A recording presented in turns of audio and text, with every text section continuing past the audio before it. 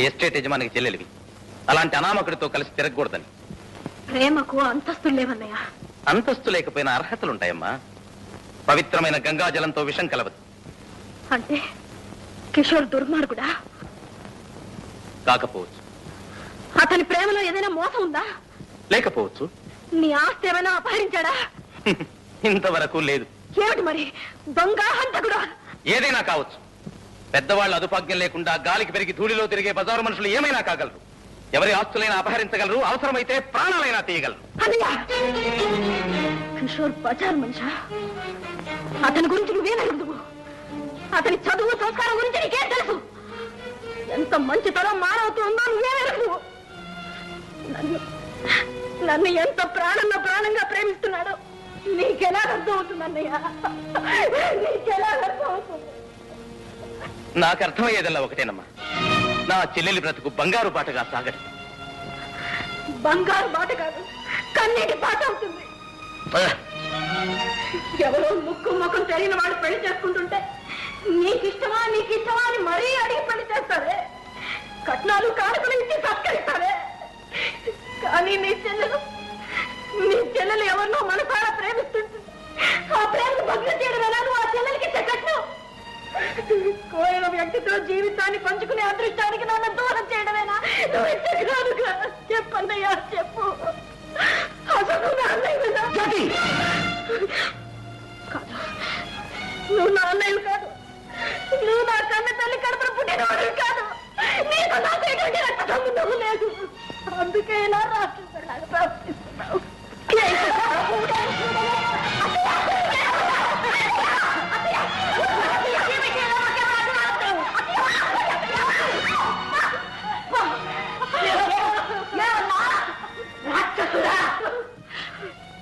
ఈ పుణ్యాత్ముడు రాక్షసుడు. తాను తిన్నా తినకపోయినా నీకు గోరుముద్దలు తినిపించాడు. తాను చదివినా చదవకపోయినా నిన్ను పెద్ద చదువులు చదివించాడు. ఈ ఆస్తి, ఈ ఎస్టేటు, ఈ నౌకర్లు, చాకర్లు, ఐశ్వర్యం అంతా వాడు సంపాదించింది నీ కోసమే. నీ భవిష్యత్తు కోసం, నీ సౌఖ్యం కోసం, నీ తల్లి సంతోషం కోసం వాడు బ్రతుకు బలి చేసుకున్నాడు. ఆస్తి కర్పూరంలాగా భరించకపోయాడు. చివరికి తన సొంత తమ్ముడిని కూడా తమ్ముడు కాదని తరిమి వేశాడు. అమ్మా, నాకు తెలుసు బాబు. ఆ రోజు నీ తమ్ముడు వచ్చినప్పుడు వాడు నీ తమ్ముడని ఎందుకు చెప్పలేకపోయావో నాకు తెలుసు బాబు. నువ్వు నా కన్న కొడుకు కాదన్న రహస్యం బయటపడితే నేనేమైపోతాను? మళ్ళీ నా బ్రతుకు ఎక్కడ శూన్యమైపోతుందోనని ఇటు నిజం చెప్పలేక, అబద్ధం ఆడలేక నువ్వెంత తప్పించిపోయావో నాకు అర్థమైంది బాబు. ఆ రోజు నుంచి నువ్వెంత కుమిడిపోతున్నావో ప్రతి క్షణం నేను చూస్తూనే ఉన్నాను బాబు. నువ్వు మనిషివి కాదురా, దేవుడివి. మా బాలిక దేవుడివి బాబు.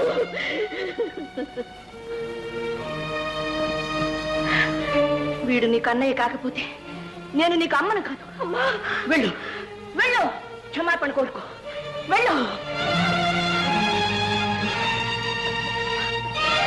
నన్ను క్షమించన్నయ్య, నన్ను క్షమించు.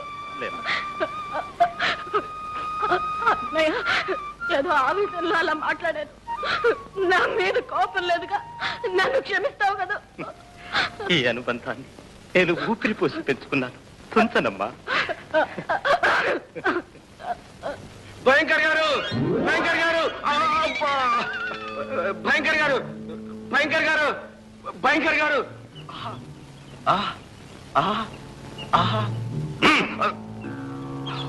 ఇది కండలా లేక రాతి పండలా? చెప్పు. మర్చిపోయిన భయంకర్ గారు, లక్ష్మి ఇప్పుడే గుడికి వెళ్ళింది. ఇదే మంచి సమయం. అంతేగా? రాము, సున్నితంగా తీసుకోరా.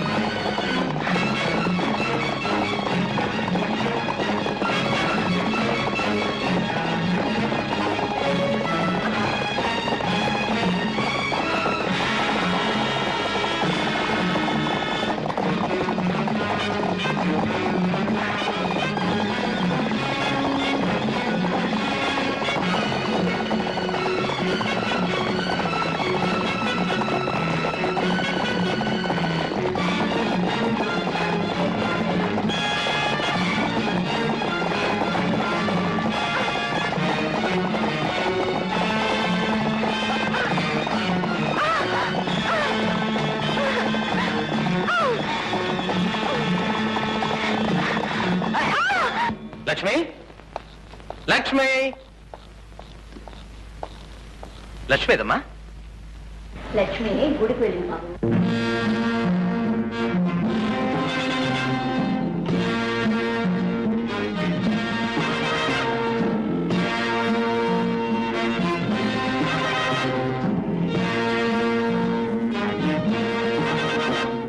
Beautiful, fantastic. That's the class.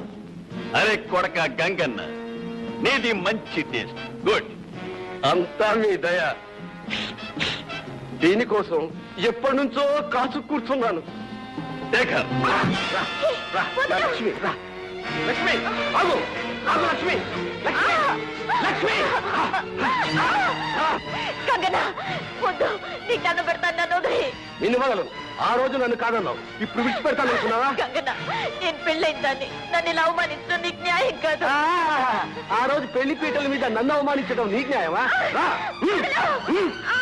వదలను. ఏయ్, లక్ష్మి. అడుగు ముందుకు వేసావు, నేను ఇక్కడి నుంచి దూకి చచ్చిపోతాను. ప్రతి ఆడది ఇలాగే అంటది. రా.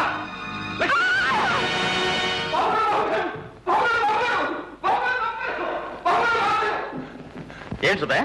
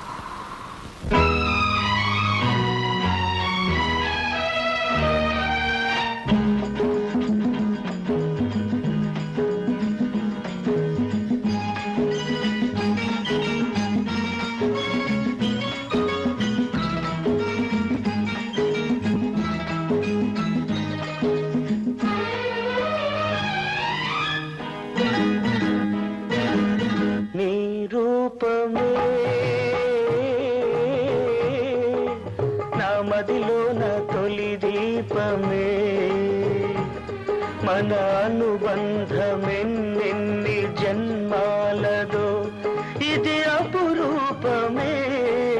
నీ రూపమే నా మదిలో నా తొలి దీపమే. మన అనుబంధమెన్నెన్ని జన్మాలదో ఇది అపురూపమే. నీ రూపమే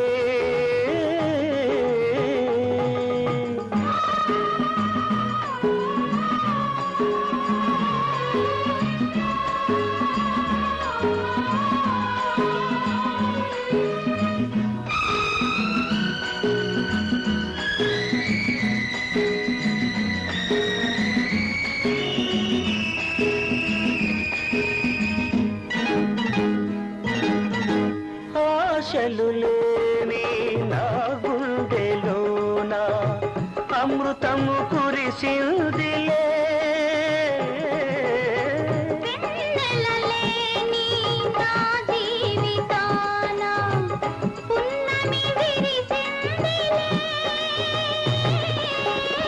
నీవు నేను తోడు నీడై, నీవు నేను తోడు నీడై వీడక ఉందాములే, వీడక ఉందాములే.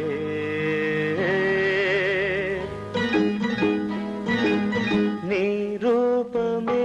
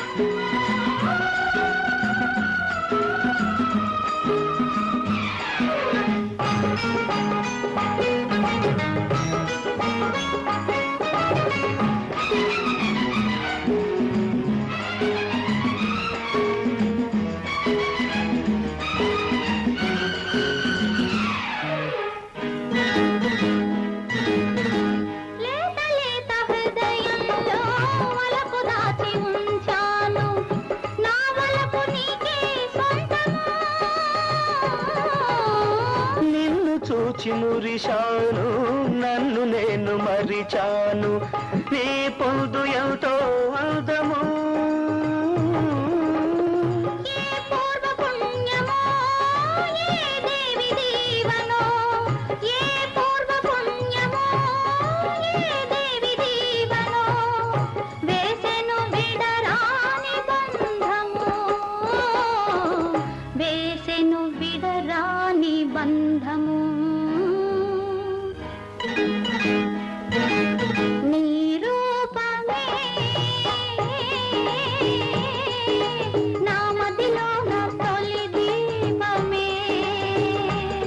మన అనుబంధమెన్నెన్ని జన్మాలదో ఇది అపురూపమే, నీ రూపమే.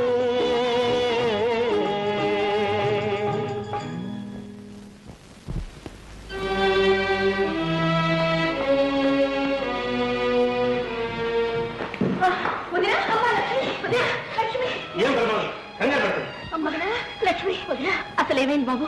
ఏం జరిగింది? కొండ నుంచి దూకితే కిషోర్ కాపాడి ఇంటికి తీసుకెళ్ళమన్నాడు, తీసుకొచ్చా.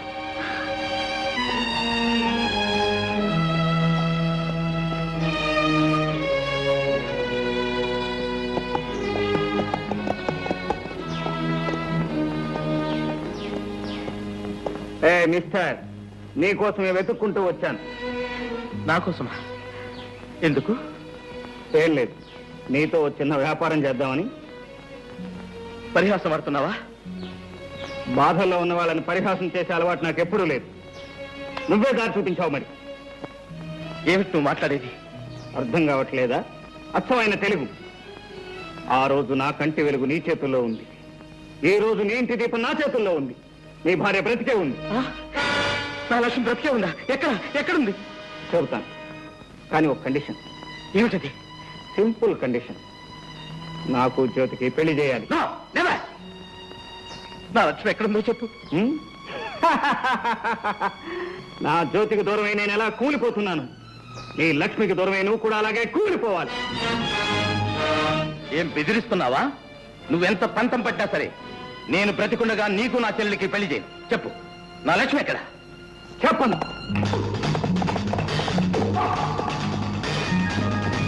బాబు, తమ్ముడు చాలా దుడుకు. తల్లినా తండ్రైనా నువ్వే చాలా జాగ్రత్తగా చూసుకుంటాను. మాటే బాబు. అలాగేనమ్మా.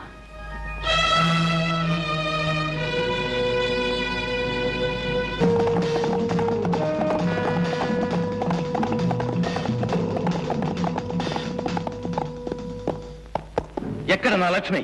చెప్పను. చెప్పవు?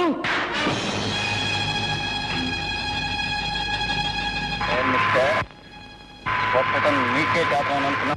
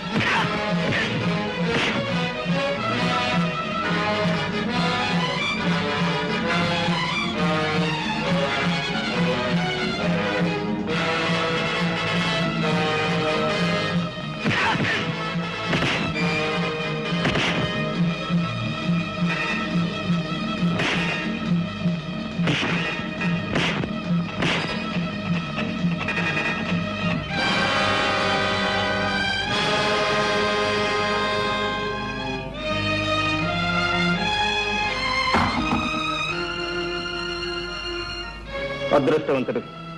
నీకు ఇంకా ఈ భూమి మీద నౌకలు ఉన్నాయి. మా అమ్మ ఫోటో నీ ప్రాణాలు దక్కించింది. ఆగు.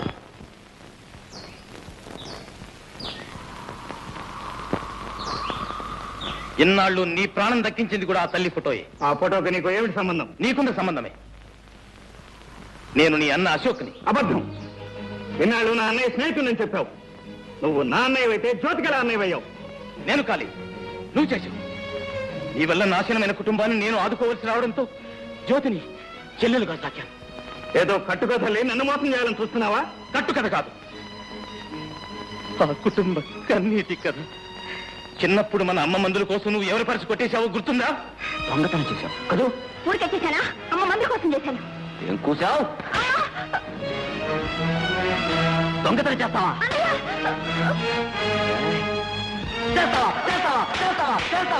నీ దొంగతనం ఫలితం నీకేం తెలుసు? పరుసు పోగొట్టుకున్న రంగారావు ఉరి పోసుకుని చనిపోయాడు. అతని తల్లికి మతి చెడిపోయింది. ఇక చిన్నపిల్ల జ్యోతి అనాథబాలైంది.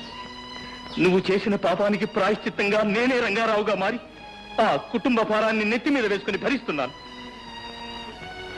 ఇతరుల జీవితాల్లో ఇంత వెలుగు నింపిన వాడివి నా జీవితాన్ని ఎందుకు చీకటి చేశావు? నా జ్యోతిని నాకెందుకు దూరం చేశావు? దూరం చేయక నీలాంటి దొంగకు భారీగా చేయమంటావా? ఏదో చిన్నప్పుడు జీవన మరణ సమస్యలో దొంగతనం చేస్తే జీవితాంతం దొంగగానే ఉంటానా? నీలాంటి వాడు ఉంటాడు. నువ్వు దొంగతనం చేస్తే పోలీసులు పట్టుకు వెళ్ళడం నేను కళ్ళారా చూశాను. ఆ పరిస్థితిలో నీ కళ్ళబట్ట నా దురదృష్టం. కానీ అంతకు ముందు ఆ తర్వాత జరిగింది ఏమిటో నీకు తెలియదు. జ్యోతి నెక్లెస్ ఎవడో దొంగలించి పారిపోతుంటే వాడిని పట్టుకున్నాను. కానీ ఆ దొంగలు నేనే దొంగనంటూ పట్టుకుని ఎదురు నాటకం ఆడారు. కావాలంటే జ్యోతిని అడుగు. అమ్మ సాక్షిగా చెప్తున్నాను అన్నయ్య, ఆ సంఘటన తప్ప ఆ తర్వాత నేను ఎప్పుడూ దొంగతనం చేయలేదు. ఆ మాట నమ్మన్నయ్య. తమ్ముడు, అన్నయ్య.